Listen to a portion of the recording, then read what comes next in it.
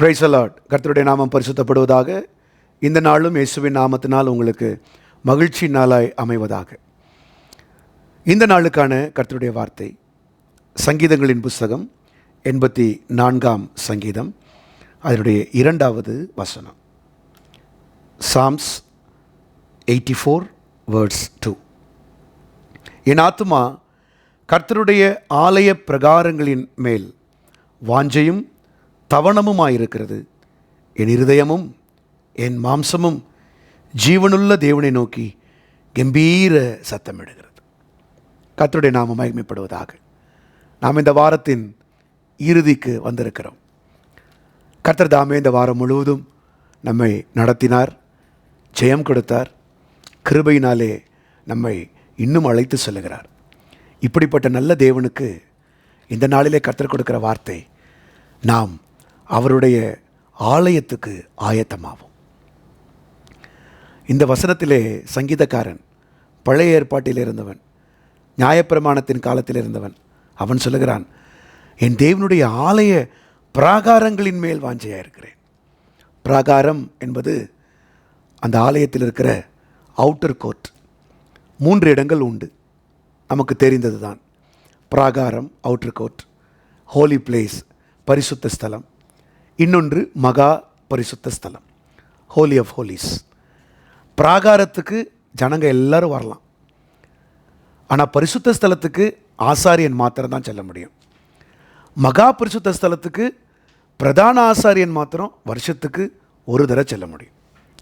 இப்படிப்பட்ட இடத்துக்கு, செல்ல முடியாத இடத்துக்கு தாவீது ஆசைப்படலை.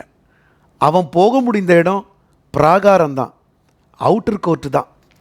அதுக்கே அவன் சொல்கிறான், அந்த பிராகாரத்துக்கு வாஞ்சையும் தவணவுமாக இருக்கிறேன். என் இருதயமும் என் மாம்சமும் தேவனை நோக்கி கம்பீர சத்தமிடுகிறது. அன்பான கர்த்தருடைய பிள்ளைகளே, கர்த்தருடைய ஆலயத்துக்கு போகிறதுக்கு உங்களுக்குள்ள கம்பீர சத்தம் இருக்கா? மகிழ்ச்சியின் சத்தம் இருக்கா?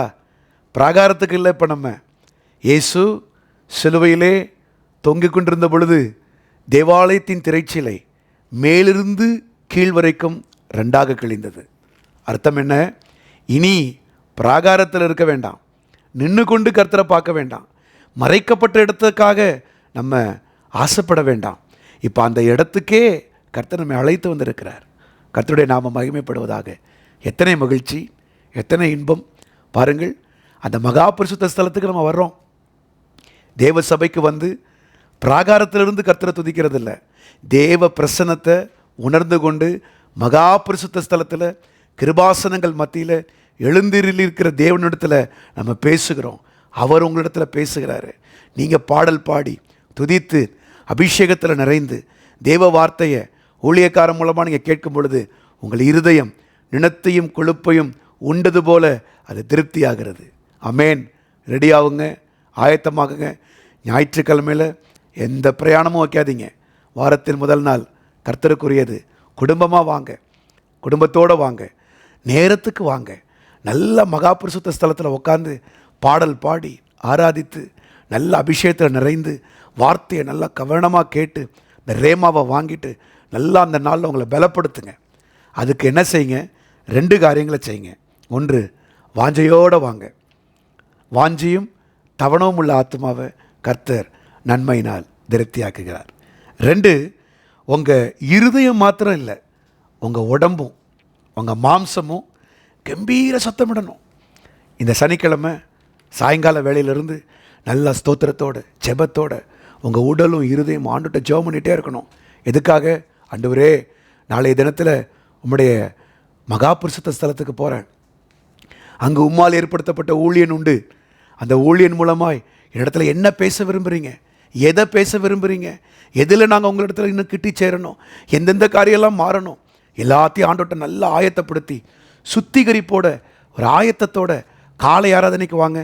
எங்கள் சபையில் சாரோன் பெந்தேகோஸ்தே சபையில் 5, 7, 9 3 ஆராதனைகள் காலையில் உண்டு. மாலை 6:30 மணிக்கு ஆராதனை உண்டு. இதில் ஏதாச்சும் ஒன்று சூஸ் பண்ணுங்கள், வாங்க, தேவ சமூகத்தில் வாங்க.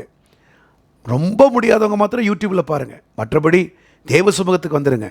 தொலைதூரத்தில் இருக்கிறீங்களா? நீங்கள் போகிறதான சபைக்கு, ஆவிக்குரிய சபைக்கு போங்க. நல்ல மெய்ப்பனை தெரிந்து கொள்ளுங்க. அறிவையும் புத்தியையும் கொடுக்குற மெய்ப்பனை தெரிந்து கொள்ளுங்க. அபிஷேகத்தில் நிறைந்திருக்கிற மெய்ப்பனை தெரிந்து கொள்ளுங்க. அந்த சபைக்கு போங்க. பரிசுத்தவான்களின் ஐக்கியத்தில் இருங்க. வார்த்தையை பெறுங்க. ஆயத்தமாக இருங்க. கண்டிப்பாக உங்களை கர்த்தர் ஆசீர்வதிப்பது மாத்திரமல்ல, இருதயத்திலே கம்பீர சத்தமுள்ள உங்களுக்கு கர்த்தர் வெளிச்சத்தை காண்பித்து அடுத்த வாரத்துக்கு நடக்க வேண்டிய பாதையை கர்த்தர் காண்பிப்பார். ஆலயத்திற்கு செல்லுவோம், வாஞ்சையோடு செல்லுவோம், மகா பரிசுத்த ஸ்தலத்துக்கு செல்லுவோம். கொடுக்கப்பட்ட இந்த மிகப்பெரிய தருணத்தை பயன்படுத்தி கொள்வோம். கர்த்தர் நம்மை ஆசீர்வதிப்பாராக. ஆமேன். ஜெபிப்போமா? பிதாவே, எங்களுக்கு இந்த நாட்களிலே பிராகாரங்கள் அல்லப்பா, மகா பரிசுத்த ஸ்தலத்தை கொடுத்துருக்கிறீங்களே, கோடி ஸ்தோத்திரம், கோடி ஸ்தோத்திரம். நாங்கள் ஆர்வத்தோடு, வாஞ்சையோடு, ஆயத்தத்தோடு ஆண்டவரே அந்த நாளுக்கென்று குடும்பமாய் ஆயத்தப்பட்டு தேவ சமூகத்தில் வந்து உம்முடைய வார்த்தையை பெற்றுக்கொள்ள உங்கள் பிள்ளைங்களுக்கு பலன் தாங்கப்பா. ஆண்டவரே, எல்லா பலவீனமும் எல்லா வேதனையும் உங்கள் நாமத்தில் மாறட்டும். உம்முடைய சமூகத்தின் பரிபூர்ண ஆனந்தத்தினால் உடைய பிள்ளைகளை திருப்தியாக்குவீராக. பேரின்ப நதியினால் உங்கள் பிள்ளைகளுடைய தாகத்தை கர்த்தர் தீர்ப்பீராக. பணமில்லாமல் இலவசமாய் ஆண்டவரே நீர் கொடுக்கிற அப்பத்தை வாங்கி சாப்பிட்டு உடைய பிள்ளைகள் திருப்தியடைய உதவி செய்யும். ஆசீர்வதியும். துதி கன மகிமையிலாமுக்கு செலுத்துகிறோம். இயேசுவின் நாமத்தில் கேட்டுக்கொள்கிறோம் நல்ல பிதாவே. ஆமேன், ஆமேன், ஆமேன். God bless you. கர்த்தர் உங்களை ஆசீர்வதிப்பாராக. ஆலயத்தில் உங்களை சந்திக்கிறேன்.